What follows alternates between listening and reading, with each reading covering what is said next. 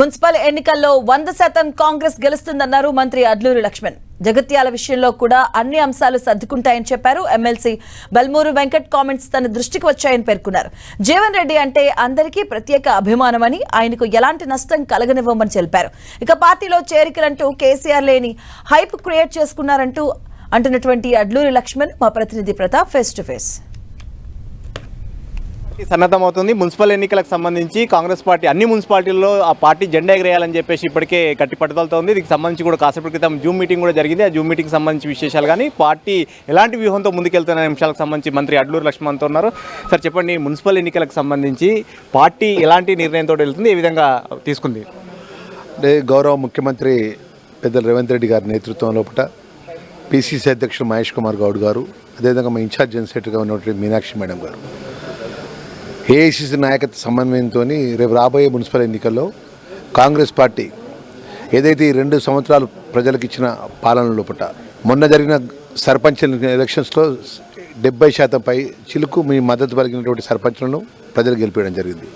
ఈ మున్సిపాలిటీకి సంబంధించిన ఎన్నిక అంతా బీఫామ్ పై, అంటే పార్టీ యొక్క సింబల్పై ఎన్నిక జరుగుతుంది.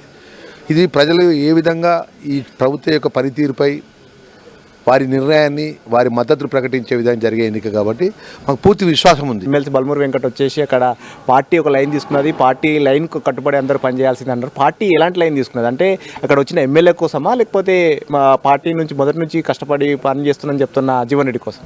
అట్లేం లేదండి. ఇప్పుడు మా బల్మూరు వెంకట్ వచ్చినటువంటి మా ఎన్ఎస్ఏ నుంచి వచ్చినటువంటి వైస్ ప్రెసిడెంట్గా ఉన్నవారు అక్కడ ఉన్నటువంటి ఆ సమస్య విషయంలో కూడా మాట్లాడడం జరిగింది. కానీ అయితే ఆ జిల్లా మంత్రిగా మేము చెప్తున్నాం, మా పెద్దలు జీవన్ రెడ్డి గారు అంటే చాలా గౌరవం పార్టీకి కానీ, ఏఐసీసీ కానీ, మా ముఖ్యమంత్రి గారికి కానీ, పిసిసి అధ్యక్షులు కానీ.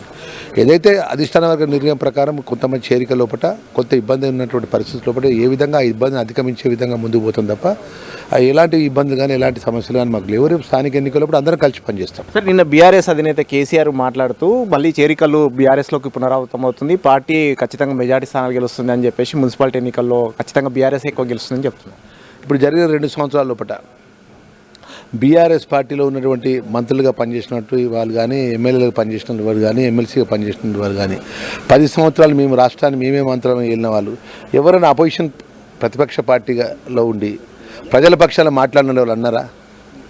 మాట్లాడి ప్రజల పక్షాన ఏదన్నా మాట్లాడకుండా ఎప్పుడు కాంగ్రెస్ పార్టీ కూలిపోతుందా, ఎప్పుడు ప్రభుత్వం కూలిపోతుందా, ఎప్పుడు ఈ యొక్క కాంగ్రెస్ పార్టీలో ముసలం మొదలవుతుందా అన్న విధంగా మాజీ ముఖ్యమంత్రి కేసీఆర్ కానీ, మాజీ మంత్రి కేటీఆర్ కానీ, మాజీ మంత్రి హరీష్ రావు కానీ, అదేవిధంగా ఒకరిద్దరు తప్ప ఇంకెవరైనా బయటకు వచ్చి మాట్లాడతారా? మున్సిపల్ ఎన్నికల్లో బీఆర్ఎస్ బలంగా ఉన్నందుకే సిట్టు తోటి వేధింపులు గురి చేస్తున్నారు. సిట్టు నోటీసులు ఇవ్వడం కానీ పదే 1, 2, 3 అన్నట్టుగా సినిమాలుగా సిరీస్లు తీస్తున్నట్టుగా నోటీసులు ఇస్తున్నారు, విచారణకు పిలుస్తున్నారని చెప్పేసి కేటీఆర్ మాట. ఒక మంత్రిగా ఒక మాట చెప్తున్నా, నిజంగా ఎన్నికలకు సంబంధించిన విషయం లోపల ప్రజల ఆశీర్వాదం మాకు లేదంటే ఈ సిట్టికి సంబంధించిన అంశాన్ని మేము ముందుకు తీసుకురాము. ఎందుకంటే సిట్టికి సంబంధించిన అంశం ప్రభుత్వం ఒక సిట్టికి సంబంధించిన అధికారుల నియామకం అనేది నియమించింది. తర్వాత అధికారులు వాళ్ళ పని వాళ్ళు చేసుకుంటూ పోతారు, చట్టం తన పని తాను చేసుకుంటూ పోతుంది. దానికి ఎన్నికలకు సంబంధించిన విషయంలో గిట్ట మాకు దురాలోచన మాకుంటే మా మైండ్లో సిటీ నోటీసులు అయ్యాం మేము. రైట్, ఇది మొత్తం మీద మున్సిపాలిటీ ఎన్నికల్లో 100% కాంగ్రెస్ పార్టీ విజయం సాధిస్తుంది. అందుకు అనుగుణంగా ఇప్పటికే వ్యూహాలు రచిస్తున్నాం. ప్రభుత్వం చేస్తున్న ఏవైతే కార్యక్రమాలు ఉన్నాయో వాటిని ప్రజల్లోకి బలంగా తీసుకెళ్లి ఖచ్చితంగా 100% విజయం సాధిస్తామని అడ్లూరి లక్ష్మణ్ చెప్తున్నారు. నవీన్తో ప్రతాప్, 10 టీవీ, హైదరాబాద్.